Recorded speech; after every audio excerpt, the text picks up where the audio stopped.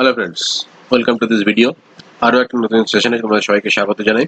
আমরা তোমাদের ক্লাস 10-এর যে থার্ড চ্যাপ্টার আছে বৃত্ত সম্পর্কিত উপপাদ্য, সেই চ্যাপ্টারটি কমপ্লিট করছিলাম। এর আগে আমরা অলরেডি 4টে ক্লাস এই চ্যাপ্টারের উপরে করে ফেলেছি। এটা হচ্ছে 5 নম্বর ক্লাস। এখানে আমরা বসে থেকে যে অঙ্ক 3.2 এর যে অঙ্কগুলো ছিল সেগুলো পরপর করতে করতে যাব। ঠিক আছে, তোমরা দেখছো আমাদের ইউটিউব চ্যানেল মাধ্যমিক ম্যাথ ক্লাস 10। ভিডিওটি প্রথম থেকে শেষ অবধি দেখো। যদি তোমাদের ভিডিওটি ভালো লেগে থাকে তাহলে অবশ্যই লাইক করো, শেয়ার করো বন্ধু বান্ধবের মধ্যে, এবং তোমাদের কোনো সাজেশন থাকলে অবশ্যই আমাদের কমেন্টে নিচে জানাতে পারো অথবা আমাদের ফেসবুক পেজেও জানাতে পারো। চলো শুরু করা যাক আজকে আমাদের যে অঙ্কগুলো বাকি আছে সেইগুলো। এর আগের পার্টে আমরা বসে থেকে 3.2 এর 4 অবধি করে ফেলেছিলাম। এই ভিডিওতে আমরা 5 থেকে শুরু করব। 5টা কি বলছে যে যদি কোনো বৃত্তের একটি জ্যায়ের দৈর্ঘ্য 48 সেন্টিমিটার এবং কেন্দ্র থেকে ওই জ্যায়ের দূরত্ব 7 সেন্টিমিটার হয়, তবে ওই বৃত্তের কেন্দ্র থেকে যে জ্যায়ের দূরত্ব 20 সেন্টিমিটার, সেই জ্যায়ের দৈর্ঘ্য কত হবে? অর্থাৎ দুটো জ্যায় আছে একটা বৃত্তের মধ্যে, ঠিক আছে। একটা জ্যায়ের দৈর্ঘ্য বলে দিচ্ছে 48 সেন্টিমিটার আর দূরত্ব বলেছে কেন্দ্র থেকে 7 সেন্টিমিটার। আর একটা জ্যায় আছে যার দূরত্বটা বলে দিচ্ছে 20 সেন্টিমিটার, কিন্তু আমাকে কি বের করতে হবে? দৈর্ঘ্যটা বের করতে হবে। ঠিক আছে, কার দৈর্ঘ্য? না, জ্যায়ের দৈর্ঘ্যটা। চলো আগে ছবিটা আঁকা যাক। দেখো আমি একটা ও কেন্দ্রীয় বৃত্ত এঁকেছি, যার ধরলাম আমি এ বি একটা হচ্ছে জ্যা, এটা হচ্ছে এ বি।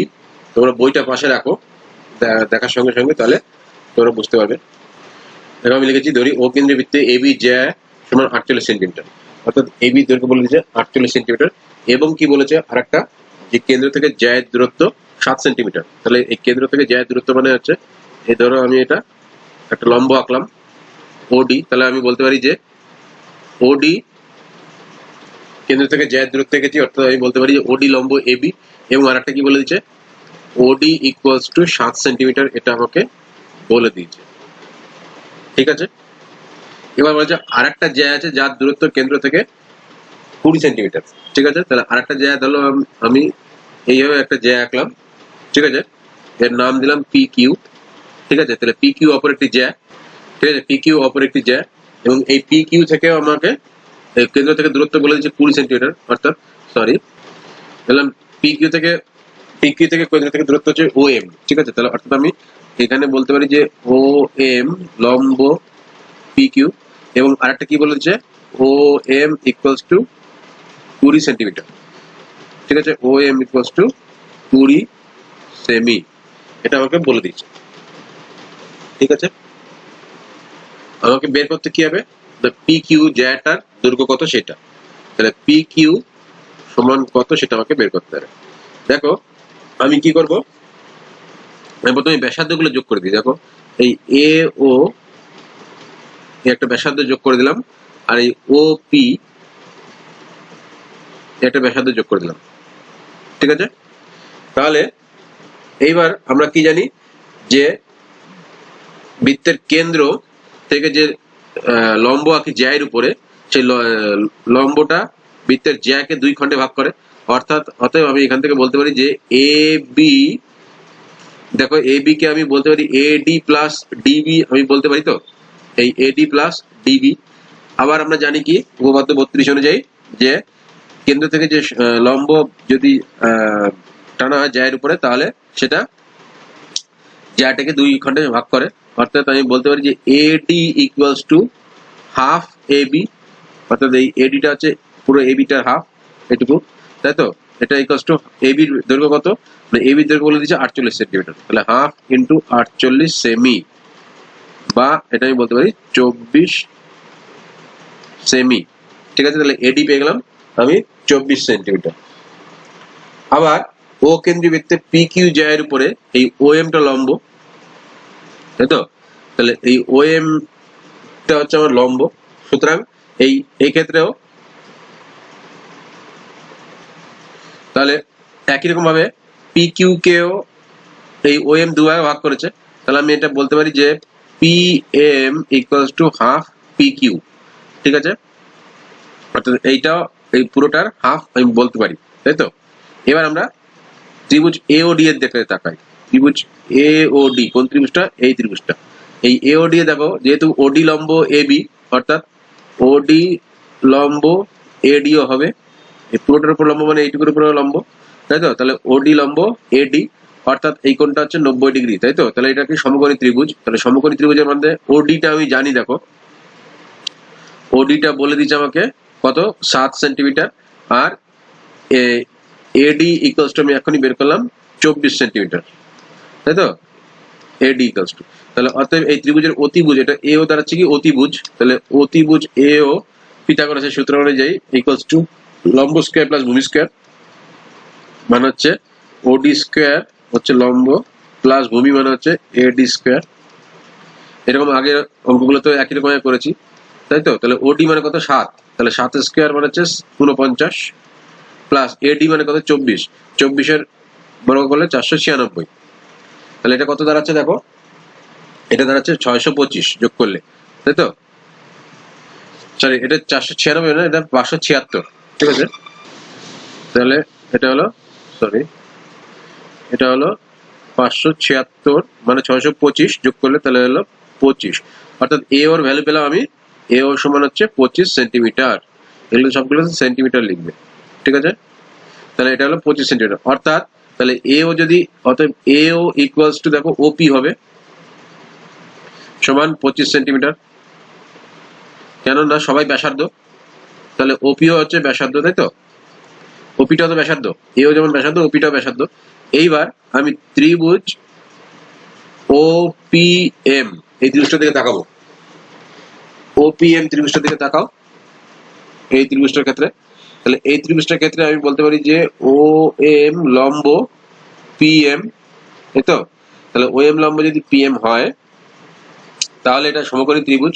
আর এই ক্ষেত্রে আমি সমকোণী ত্রিভুজের ক্ষেত্রে আমরা কোনটা কোনটা জানি, ওপি ইকুয়ালস টু বের করলাম আমি কত, 25 সেন্টিমিটার, তাই তো? আর ও এম প্রশ্নতেই বলে দিচ্ছে ও এম ইকুয়ালস টু 20 সেন্টিমিটার, তাই তো?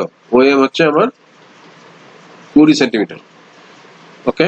তাহলে অতএব আমাকে বের করতে হবে কি, এই পিএমটা বের করবো। তাহলে পিএম এ দেখো এই ত্রিভুজটা, এটা সমকোণ যদি হয় তাহলে এটাকে আমি ধরলাম ভূমি। তাহলে ভূমি মানে কি, পিএম পিথাগোরাসের সূত্র অনুযায়ী রুট ওভার অতি স্কয়ার মাইনাস লম্ব স্কয়ার, তাহলে অতি মানে কি ওপি স্কয়ার মাইনাস লম্ব মানে ও এম, এত স্কয়ার এত সেমি বা একক। সুতরাং এখান থেকে আমি বলতে পারি ওপি মানে কি, এটা ওডি নয় কিন্তু এটা ওপি, ওপি ওপি মানে কত 25, তাহলে 25 স্কয়ার মানে কত 625 মাইনাস ও এম মানে কত 20, তাহলে 20 স্কয়ার মানে 400 এত সেমি বা 225 মানে হচ্ছে 15, রুট ওভার 225 মানে হচ্ছে 15 সেমি। তাহলে আমি কোনটা পেলাম, আমি দেখো পিএম পেয়েছি, পিএম ইকুয়ালস টু পেলাম 15 সেন্টিমিটার, অর্থাৎ এইটা পেলাম 15 সেন্টিমিটার। কিন্তু আমাকে জিজ্ঞেস করেছে কোনটা পিকিউ, তাহলে পিকিউ আর পিএম এর মধ্যে সম্পর্ক কি, দেখো এইখানে আমি সম্পর্কটা বের করেছি, PM equals to half PQ বা পিকিউ ইকুয়ালস টু এর মধ্যে 2 পিএম, তাই তো? তাহলে অতএব PQ equals to 2 into PM, বা আমি বলতে পারি 2 ইন্টু 15 সেমি, বা আমি বলতে পারি 30 সেমি। তাহলে অর্থাৎ যে জ্যায়ের দৈর্ঘ্য আমার চেয়েছিল পি কিউ, তার দৈর্ঘ্য হচ্ছে 30 সেন্টিমিটার। তোমরা উত্তরে লিখবে যে সেই নির্ণীয় জ্যায়ের দূরত্ব, সরি দৈর্ঘ্য 30 সেন্টিমিটার। তাহলে কি করে করলাম নিশ্চয়ই বুঝতে পারছো অঙ্কটা। প্রথমে আমি কি করেছি না, প্রথমে আমি ব্যাসার্ধটা বের করে নিলাম, অঙ্কতে যা যা বলে দিয়েছে সেখান থেকে আমি ব্যাসার্ধটা বের করে নিলাম। ব্যাসার্ধটা বের করতে গেলে এই ত্রিভুজের ক্ষেত্রে আমাকে প্রথমে এডির মান বের করতে হয়েছিল, এবির হাফ করলে এডি পেয়ে গেছিলাম, ওডি অলরেডি আমাকে বলে দিয়েছিল, তাহলে সেখান থেকে আমি এওটা বের করলাম। এবার দেখলাম যে এই এও আর ওপি একই জিনিস, তাই তো? দুটোই ব্যাসার্ধ, তাহলে এই ওপির মানও আমি পেয়ে গেলাম।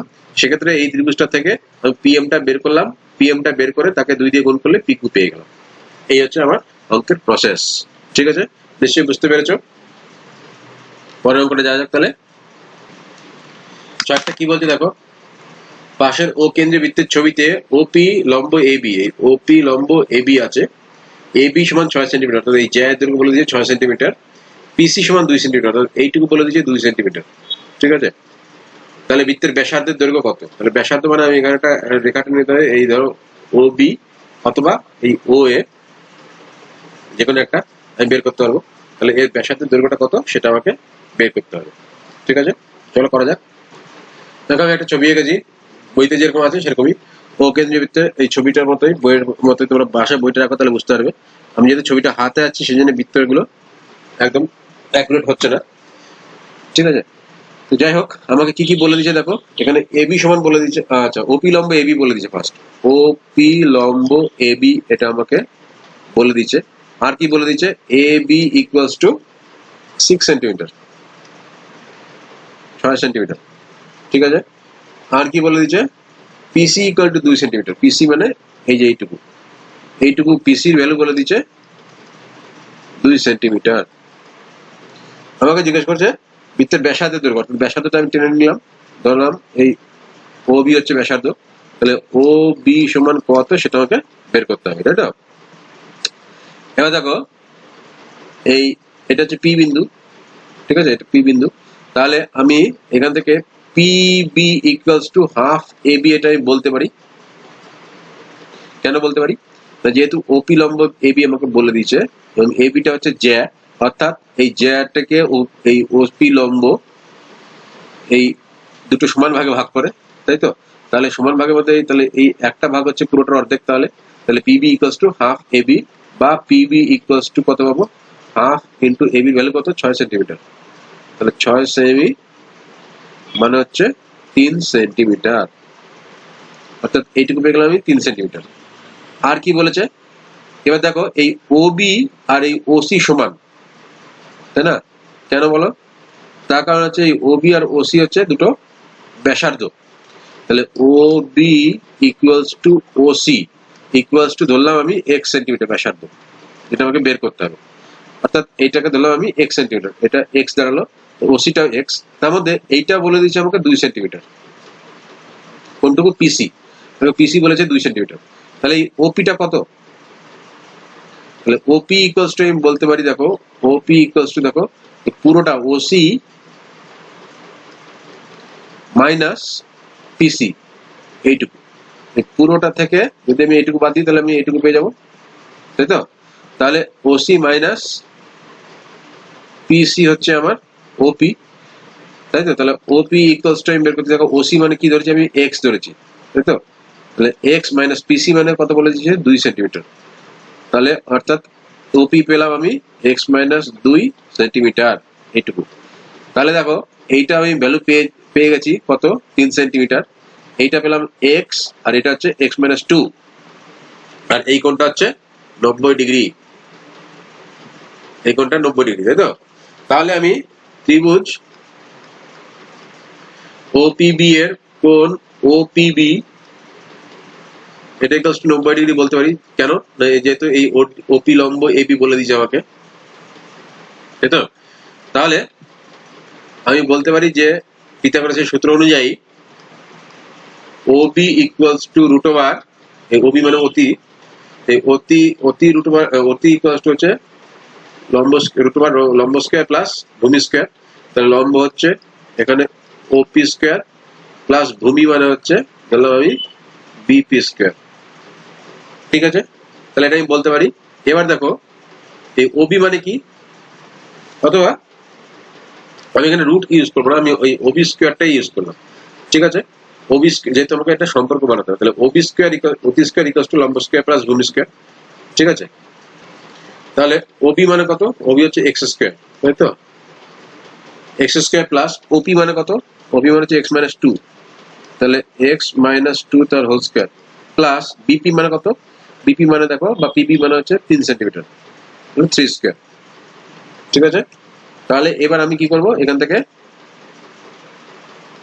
সমাধান করব। এক্স স্কয়ার দেখো A minus B whole square formula ভাঙলে তাহলে এটা মাইনাস 4x প্লাস 4 প্লাস 9 এটা দাঁড়ালো, তাই তো। দেখো দুই দিক থেকে এক্স স্কয়ার বাদ হয়ে গেল, তাহলে এই 4x টাকে মাইনাস 4x আছে বাদ দিকে নিলে 4x হলো ইকুয়ালস টু 9×4 = 13, আর আমি এখান থেকে বললে x ইকুয়ালস টু 13/4, বা এটা কাটাকাটি করলে কত দাঁড়াচ্ছে 3×4 = 12, 3.25, তাহলে x এর ভ্যালু পেলাম আমি 3.25, অর্থাৎ ওবি মানে হচ্ছে x মানে ব্যাসার্ধ, অতএব আমি বলতে পারি ব্যাসার্ধ, অতএব ব্যাসার্ধ ওবি ইকুয়ালস টু হচ্ছে 3.25 সেন্টিমিটার, যেটা আমাকে জিজ্ঞেস করেছে। নিশ্চয়ই বোঝা গেল, তোমরা ভাষায় লিখে লিখে নিজেরা করতে পারবে। তাহলে ওবি বা ব্যাসার্ধ দাঁড়ালো আমার 3.25 সেন্টিমিটার। পরের অঙ্কটা কি বলছে দেখো, একটি সরলরেখা দুটি এক কেন্দ্রীয় বৃত্তের একটিকে এ ও বি বিন্দুতে এবং অপরটিকে সি ও ডি বিন্দুতে ছেদ করেছে। যদি যুক্তি দিয়ে প্রমাণ করি যে এসি ইকুয়ালস টু ডিবি, অর্থাৎ দুটো এক কেন্দ্রীয় বৃত্ত আছে। এক কেন্দ্রীয় বৃত্ত কি তোমরা নিশ্চয়ই ধারণা এখন ক্লিয়ার হয়ে গেছে, আমরা প্রথম পার্টে আলোচনা করেছিলাম। তো আগে ছবিটা আঁকি, দুটো এক কেন্দ্রীয় বৃত্ত আছে, একটাই সরলরেখা বৃত্ত দুটিকে চারটি বিন্দুতে ছেদ করেছে। দেখো ছবি এঁকেছে একটা, ধরি ও কেন্দ্রে একটা বৃত্ত আছে, ঠিক আছে। ও কেন্দ্রীয় বৃত্তের বড় এই এক্স ওয়াই একটা সরলরেখা, ঠিক আছে। এই এক্স ওয়াই সরলরেখা বড় বৃত্তটিকে এ এবং বি বিন্দুতে ছেদ করেছে, আর ছোট বৃত্তটিকে সি এবং ডি বিন্দুতে ছেদ করেছে। আমি যেরকম বললাম সেইভাবে তোমরা লিখে নেবে, ঠিক আছে। আমাকে কি দেখাতে হবে, প্রমাণ করতে হবে যে এসি ইকুয়ালস টু বিডি, অর্থাৎ এর দৈর্ঘ্যটা আর এর দৈর্ঘ্যটা সমান। এসি ইকুয়ালস টু বিডি, এটা আমাকে দেখাতে হবে, ঠিক আছে। আমি কি করব, আমি এটা দিলাম ও কেন্দ্র, এই ও কেন্দ্র থেকে এই এক্স ওয়াই সরলরেখার উপর একটা ওপি লম্ব টেনে নিলাম, ঠিক আছে। তাহলে ওপি লম্ব সিডিও বলতে পারো, কিংবা আমি এক্স ওয়াই বললাম, তাহলে এক্স ওয়াই বললে সমস্ত সিডিও হতে পারবে, আবার এবিও হতে পারবে, ঠিক আছে। এবার আমরা বড় বৃত্তটার ক্ষেত্রে কি দেখবো, যে বড় বৃত্তটার ক্ষেত্রে এবি হচ্ছে একটা জ্যা, ঠিক আছে। ও হচ্ছে কেন্দ্র, আর ওপি লম্ব এবি। এই এবিটার দিকে খেয়াল করো, ঠিক আছে। এই এবি লম্ব ওপি, তাই তো। সুতরাং আমরা বলতে পারি যে এই এপি আর পিবি সমান হবে, তাই তো। এপি ইকুয়ালস টু পিবি হবে, এটা বলতে পারি তো। এই এপি আর এই পিবিটা সমান উপপাদ্য নাম্বার 32 অনুযায়ী। এইটাকে দিলাম আমি 1 নম্বর। একই রকম ভাবে এই ছোট বৃত্তটার ক্ষেত্রে দেখো, ছোট বৃত্তটার ক্ষেত্রেও ওপি লম্ব সিডি, তাই তো, ওপি লম্ব সিডি। সুতরাং আমি বলতে পারি যে সিপি এটা ইকুয়ালস টু পিডি, বলতে পারি তো। সিপি ইকুয়ালস টু পিডি, অর্থাৎ এইটুকু ইকুয়ালস টু এইটুকু ছোটটা, এটাকে দিলাম আমি 2 নম্বর। আমি এবার কি করব, 1 নম্বর মাইনাস 2 নম্বর করে দেবো, ঠিক আছে। তাহলে 1 নম্বর মাইনাস 2 নম্বর করলে কি পাই দেখো, তাহলে বাদিকে বিয়োগ হবে, এপি মাইনাস সিপি হবে এইদিকে, ঠিক আছে। আর এইদিকে হবে কি, পিবি মাইনাস পিডি। তাহলে এপি মাইনাস সিপি মানে কোনটা, এ পি মাইনাস সিপি, এই যে এপি মাইনাস সিপি, অর্থাৎ এই পুরোটা থেকে যদি আমি এইটুকু বাদ দিয়ে দিই, তাহলে এইটুকু উপর থাকবে আমার, তাহলে অর্থাৎ এটা পেয়ে গেলাম আমি এসি বাদিকে, তাই তো। এই এপি মানে হচ্ছে পুরোটা, সিপি মানে হচ্ছে এইটুকু, তাহলে এইটুকু বাদ দিলে পরে থাকলো এসি, ওকে। এটা ইকুয়ালস টু পিবি, পিবি মানে হচ্ছে এই পুরোটা মাইনাস পিডি মানে হচ্ছে এইটুকু, তাহলে এটা বাদ দিয়ে পরে থাকলো ডিবি, তাই তো। দেখো এটাই আমাকে প্রমাণ করতে দিচ্ছে, এসি ইকুয়ালস টু বিডি বা ডিবি একই ব্যাপার। অর্থাৎ আমি বলতে পারি যে এসি ইকুয়ালস টু ডিবি, একদমই সহজ আমার প্রমাণ করাটা, প্রমাণ হয়ে গেল। তাহলে কি করে করলাম নিশ্চয়ই বুঝতে পারলে না। আমি একটা লম্ব টেনে নিলাম, তাহলে বড় বৃত্তটার ক্ষেত্রে এই দুটো সমান, আর ছোট ত্রিবৃত্তটার ক্ষেত্রে এই দুটো সমান। তাহলে বড়টা থেকে ছোটটা বিয়োগ করলেই আমি এটুকু পেয়ে গেলাম, এটুকু আর এটুকু পেয়ে গেলাম, ঠিক আছে। তাহলে এই ভিডিওতে আপাতত এই পর্যন্তই, পরের ভিডিওতে বাকি অঙ্কগুলো নিয়ে আলোচনা করব। নিশ্চয়ই এই অঙ্কগুলো তোমরা বুঝতে পারলে, যদি বুঝতে পেরে থাকো তাহলে অবশ্যই চ্যানেলটিকে সাবস্ক্রাইব করো এবং নিচের বেল আইকনটিকে অবশ্যই ক্লিক করবে, যাতে পরবর্তীকালে যে ভিডিওগুলো দেবো সেই ভিডিওগুলো বা পরবর্তীকালে যে ক্লাসগুলো করবো সেগুলো তোমরা সহজেই পেয়ে যাবে। তাহলে পরের ভিডিওতে তোমাদের বাকি অঙ্কগুলো আবার করা হবে।